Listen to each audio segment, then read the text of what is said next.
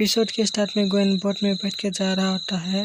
कहता है ये बोट इतना स्लो भी नहीं है, इसे चलाने के लिए ज़्यादा एनर्जी नहीं लगता और जड़ी बूटी खोजने के लिए नए ठाव पर जाने लगता है। सीन चेंज होता है और झैंग साओ को दिखाया जाता है और आराम से बैठा होता है कि तभी इसे बहुत ज़्यादा गुस्सा आता है।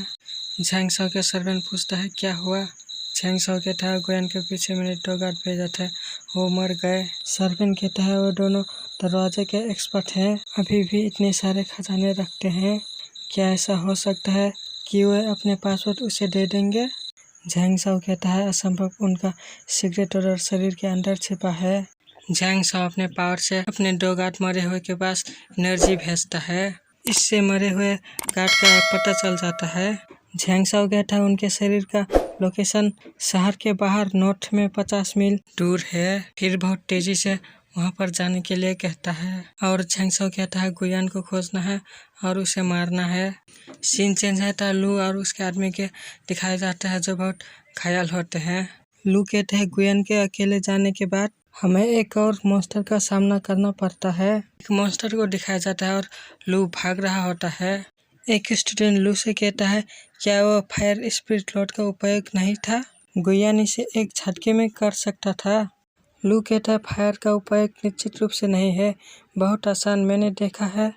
उसके फायर के बारे में कुछ खास नहीं है, इसलिए उसके शरीर पर एक टॉप ग्रेड का फायर प्रकार का स्पिरिट खजाना होना चाहिए। एक स्टूडेंट कहता है मुझे उम्मीद नहीं थी कि ये गुयान बहुत सारा खजाना छुपाएगा, अगर मुझे ये पता होता तो मुझे उसे इतनी आसानी से जाने नहीं देना चाहिए था। लू कहता है इस विशाल समुद्र पर हम गुयान को कहाँ ढूंढ सकते हैं। गुयान को दिखाया जाता है और बोट पर जा रहा होता है और कहता है ये यायू का दिया हुआ ये नक्शा है, ये वास्तव में रास्ते में फायदेमंद है। गुयान फिर एक आइलैंड को देखता है, वहाँ पर बहुत सारे रिसोर्स होना चाहिए और गुयान इस आइलैंड पर आ जाता है। गुयान कहता है अजीब, ये कैसे हो सकता है, इस आइलैंड पर बहुत स्पिरिचुअल पावर है, एक भी स्पिरिट ग्रास नहीं है, ये क्या है।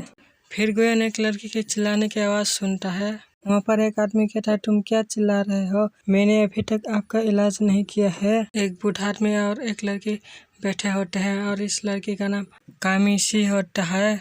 एक आदमी कहता है किसने सोचा होगा कि हम 3 साल एक दूसरे को नहीं देख पाएंगे। बूढ़ा आदमी कहता है हमने आपके अनुरोध का पालन किया है, आपके लिए पर्याप्त जड़ी बूटियों का इकट्ठा करेंगे। हमारे क्लान के कितने लोग ने मॉन्स्टर के मुंह में अपनी जान गंवाई है। और कहता है तुम दोनों हमें जाने दो। गुयान यहाँ पर छुप के देख रहा होता है। एक आदमी कहता है वर्षों में तुम मेरे लिए ऐसी ही जादुई जड़ी बूटियाँ लाए हो, मैंने एक भी फायर स्नेक ग्रास पर कदम नहीं रखा है। गुयान कहते हैं फायर स्नेक ग्रास ये भी इसकी तलाश कर रहे हैं। बूढ़ा आदमी माफ़ी मांगते हुए कहता है ऐसा नहीं है कि हम वहाँ, बस बहुत गर्मी है, आम लोग बिल्कुल नहीं जा सकते। 1 महीने पहले फायर स्नेक ग्रास लेने के लिए 2 क्लान के लोग गए थे और वो दोनों जिंदा भुने हुए थे।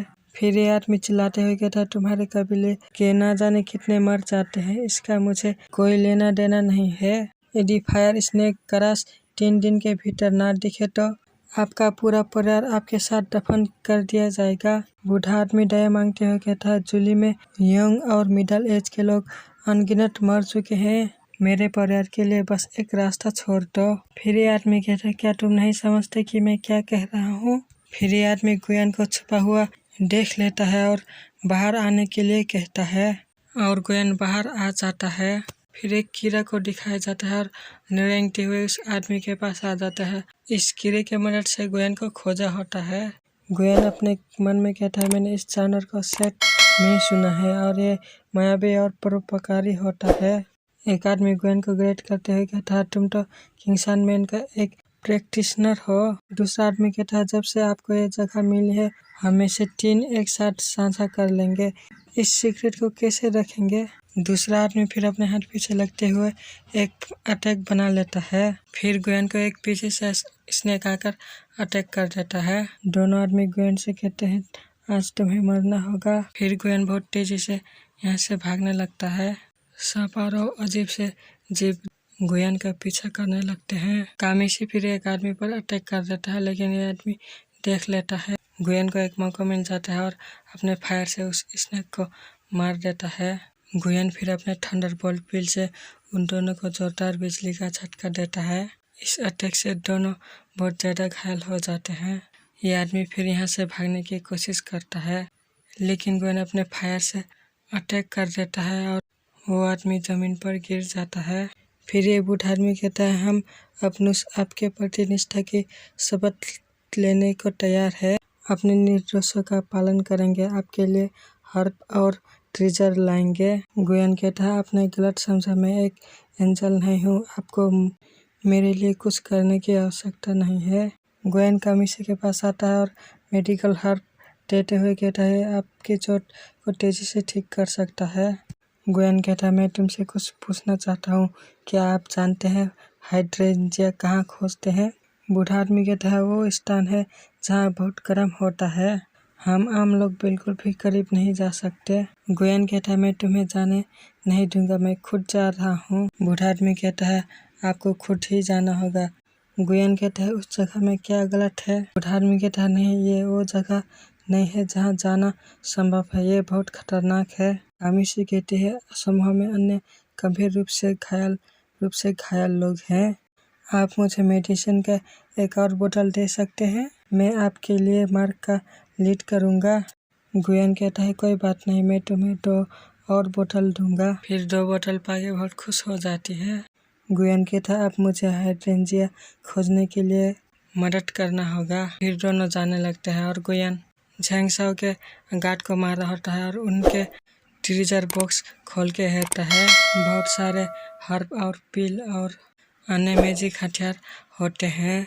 कामिशी पूछती है, आपको कितनी हाइड्रेंजिया चाहिए? गुयन कहता है, एक ही काफ़ी है।